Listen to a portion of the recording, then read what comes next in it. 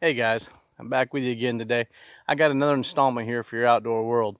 Something that most people don't think about, and you probably should give it a little thought next time you go that route.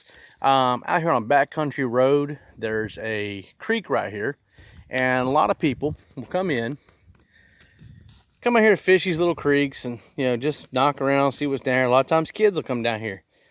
And the thing about it is, most people walk up these creeks by the road, and they tend to climb over the guardrails, and these guardrails run for a good ways, as you can see down before you come back.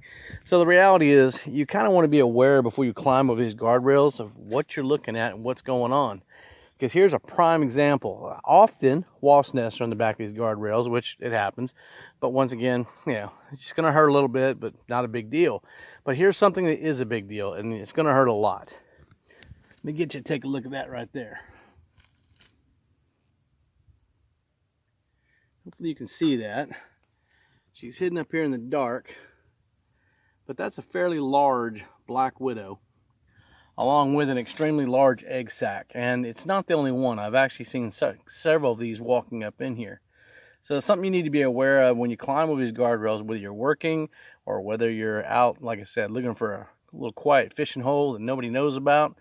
Either way, before you go climbing over these guardrails, take caution in doing so. Like I said, often the back of these curved rails are great protection from the weather and from predators, and things like these black widows right here, as well as other things, will hide in here that you don't want to run into.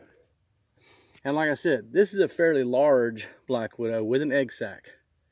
So she's going to be protective of her eggs. And like I say, if you're not careful, you could be looking at a bite and a hospital stay. People rarely die from black widow bites, but once again, it is a venomous spider, and here in Florida, it's one of the ones we have to look out for. But like I said, I figured I'd give you guys a look at that. Like I said, I run into them pretty regularly, so I kind of know what to look for. The spider web is a dead giveaway. If you do happen to see a spider web that has this, I don't know, I don't want to call it haphazardly made, but it's not a very well put together web. They tend to be just kind of sporadic and a lot of strands on them. There's one down here. See if I can find it again. I saw it earlier when I was walking through here. This is a typical web as well right here.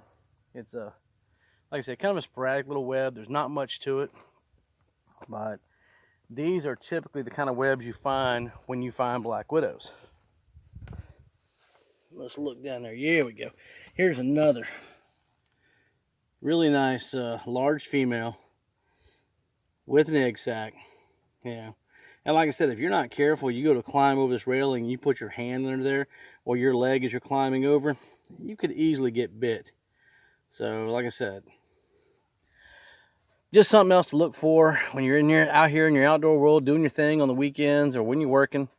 Just something to keep in mind. Along these bridge pylons and guardrails, you find a lot of stuff like this. So, well, I figured I'd bring that to you guys once again. Talk to you later.